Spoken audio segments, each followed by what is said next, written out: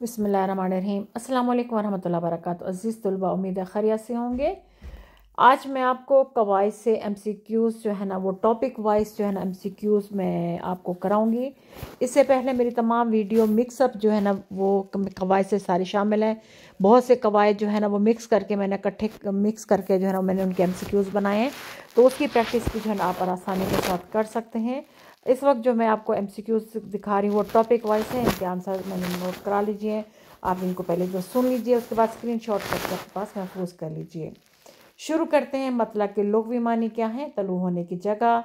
Number 2, मतला के इस्तिलाही मानी क्या है? गज़ल का पहला शेर। मतला किस ज़बान का लफ्ज़ है? अरबी ज़बान का लफ्ज़ है। मतला के लुग़वी मानी क्या है? निकलने की जगह भी हो सकता है। गज़ल या कसीदे का पहला शेर जिसके दोनों मिसरे हम काफ़िया हों वो भी मतला कहलाता है। मतला को भी कहते हैं, आसमान को भी मतला कहते हैं, या सूरज निकलने की जगह। गज़ल का दूसरा शेर भी अगर मतला हो तो उसे क्या कहेंगे? वो मतला सानी होता है। मतला सानी के बाद भी अगर मतला हो तो उसे मतला सालिस कहते हैं। मतलों के बाद आने वाला शेर क्या कहलाता है? मतला मोहसिन मतला। उसके बाद मक्ता के बारी आ जाते हैं। मक्ता के लुग़वी मानी है काटा ख़त्म करना। मक्ता के इस्तिलाही मानी है मानी है गज़ल का आखिरी शेर और जिस शेर में शायर अपना तखल्लुस इस्तेमाल करें। नंबर बे और जी। अगला है गज़ल का आखिरी शेर जिसमें शायर अपना तखल्लुस इस्तेमाल करें। गज़ल का आखिरी शेर जिसमें शायर अपना तखल्लुस इस्तेमाल ना करे वो आखिरी शेर कहलाएगा। नंबर 4, गज़ल का आखिरी शेर जिसमें शायर अपना तखल्लुस इस्तेमाल करे वो मक्ता कहलाएगा। मक्ता के लिए कौन सी 2 शराइत ज़रूरी हैं? आखिरी शेर और तखल्लुस। और मतला किस ज़बान का लफ्ज़ है? अरबी ज़बान का लफ्ज़ है। याद रखिएगा एमसीक्यूज़ जो है ना वो आपके डिफरेंट अंदाज में मैंने बनाए हैं। इसको जो है आप अच्छी तरह देख लीजिए, समझ लीजिए किस किस अंदाज से जो है आपको सवाल इन कवायद से पूछा जा सकता है। याद रखिए इसमें टिक लगाने और जल्दी जल्दी करने की ज़रूरत नहीं। आप समझ के इसको पढ़ेंगे तो इंशाल्लाह ताला आप किसी भी किस्म का घुमा फिरा के एमसीक्यूज़ आ जाए, अगर आपने उसको चीज़ को समझा होगा। कवायद का इसी चीज़ तो एसएलओएस बेस्ड कहते हैं कि आपने चीज़ को समझा है, और जब समझ के आप करेंगे तो इंशाल्लाह ताला किसी भी टाइप के कोई भी अल्फाज बदल के आपको एमसीक्यूज़ आ जाए तो आप उसको आसानी के साथ कर सकते हैं। इंशाल्लाह ताला बहुत जल्द मज़ीद वीडियोस भी जो है ना अपलोड करती जाऊँगी, उसको भी देखते रहिएगा। और पुरानी वीडियोस का लिंक जो है ना वो डिस्क्रिप्शन में डाल दूँगी, तमाम के तमाम पूरे कवायद का वो आप वहाँ से देख सकते हैं। उसके बाद है मिसरा सानी किसे कहते हैं? मिसरा सानी कहते हैं शेर का दूसरा हिस्सा। उसके बाद है नंबर 8, जो मिसरा नज़म मखमस के हर बांध में बग़ैर किसी तब्दीली के हूबहू दोहराया जाए उसे टेप का मिसरा कहते हैं। उसके बाद शेर के एमसीक्यूज़ आते हैं, ये किसी भी अंदाज में आ सकते हैं, आप इसको अच्छे से समझ लीजिए। शेर किस ज़बान का लफ्ज़? अरबी। अरबी शेर कितने मिसरों पर मुश्तमिल होता है? 2। उस नंबर 3 है, 2 हम वज़न मिसरे क्या कहलाते हैं? शेर। इस तरह का भी एमसीक्यूज़ पूछा जा सकता है। फिर शेर का दूसरा नाम क्या है? बैत, यानी अकेले शेर, किसी भी अकेले नज़म या गज़ल के शेर को भी बैत कहते हैं। उसके बाद शेर का लफ्ज़ किस से निकला है? शऊर से।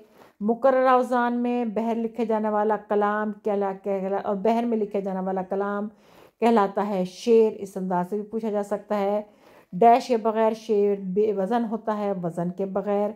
शेर किस ज़बान का लफ्ज़ है? अरबी ज़बान का लफ्ज़ है। उसके बाद बंद की बारी आती है। बंद के लुग़वी मानी है अलिफ बे जीम तीनों के टेप का मिसरा जिसमें बात जिसमें बात मुकम्मल हो जाए और जिस पर कोई काम बंद ना हो जाए, जिस पर कोई कलाम बंद ना हो बंद हो जाए। उसके बाद बंद किसका मजमूआ होता है? 2 से ज़्यादा मिसरों का मजमूआ जो होता है बंद होता है। उसके बाद कम से कम बंद कितने मिसरों पर मुश्तमिल होता है? 3। और उसके बाद बंद किस ज़बान का लफ्ज़ है? फ़ारसी। बंद के दूसरे मिसरे बंद के दूसरे मानी क्या हैं? वो है जोड़।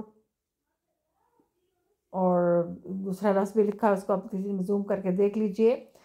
तो ये मुख्तलिफ अंदाज से पूछे जाने वाले जो है ना वो हैं।